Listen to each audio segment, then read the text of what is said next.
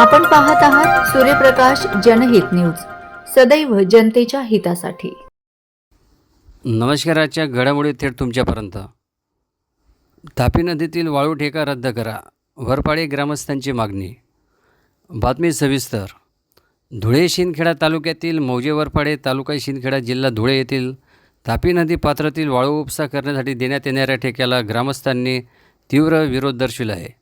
याबाबत ग्रामस्थांनी जिल्हाधिकारी व जिल्हा खनिकर्म अधिकाऱ्यांकडे निवेदन सादर केले आहे। निवेदनात म्हटलं आहे की गेल्या काही वर्षात तापी नदी पात्रातील मोठ्या प्रमाणातील वाळू उपसामुळे परिसरातील पाणी टंचाई वाढली असून भविष्यात गंभीर परिणाम होण्याची शक्यता आहे। सन 2017-18 मध्येही गावाला भीषण पाणी टंचाईचा सामना करावा लागला होता। याची नोंद महसूल दप्तरी असल्याचे ग्रामस्थांनी नमूद केले आहे। तापी नदी काठावरील गावांमध्ये भूजल पातळी घटण्याचा धोका निर्माण झाला असून पर्यावरणीय समतोल बिघडू शकतो, अशी भीती व्यक्त करत ग्रामस्थांनी सदर वाळू ठेका रद्द करण्याची मागणी केली आहे।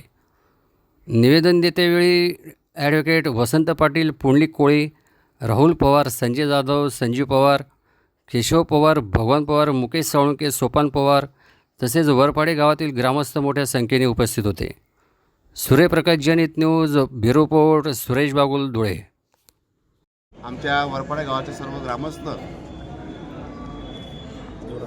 जिल्हा खनिज कर्म अधिकारी यांना भेटण्यासाठी आणि आमची कैफियत मांडण्यासाठी धुळे येथे आलेलो आहोत। या चालू वर्षी प्रशासनाने वरपाडे गावाच्या तापी नदी पात्रात वाळू ठेका निलाव पद्धतीने देण्यात आलेला आहे आणि या गोष्टीला आमच्या गावकऱ्यांचा विरोध आहे।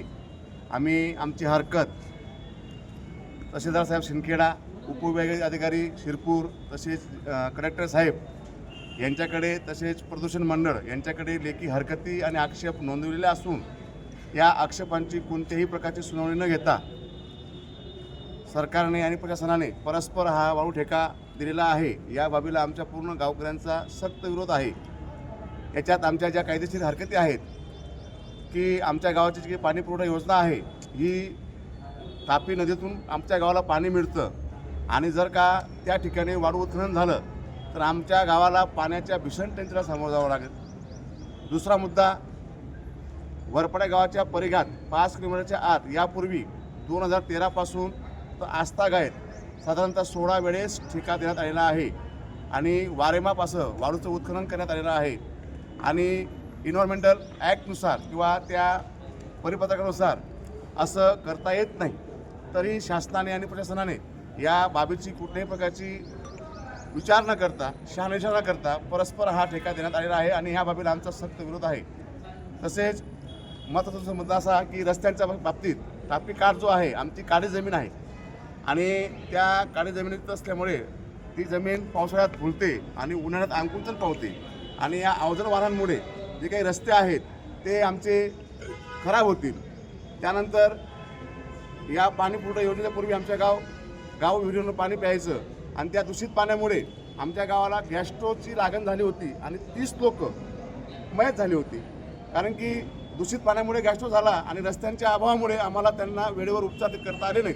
तर आमच्या गावातले 30 लोक मृत्युमुखी पडले आणि या इतिहासाची प्रवृत्ती आमच्या गावाला पुन्हा होऊ देणे नाही, म्हणून आमचा या ठेक्याला सक्त विरोध आहे आणि आमची ही भावना शासन दरबारी आम्ही वेळोवेळी येऊन आमची कैफियत मांडलेली आहे। जर शासनाने आमचं समस्थित मार्गाने ह्या गोष्टी जर का लक्षात घेतल्या नाही तर आम्हाला यापुढील आंदोलन हे तीव्र करावं लागेल, अशी मी याद्वारे आपल्याला सूचित करतो। आपण पाहत आहात सूर्यप्रकाश जनहित न्यूज, सदैव जनतेच्या हितासाठी।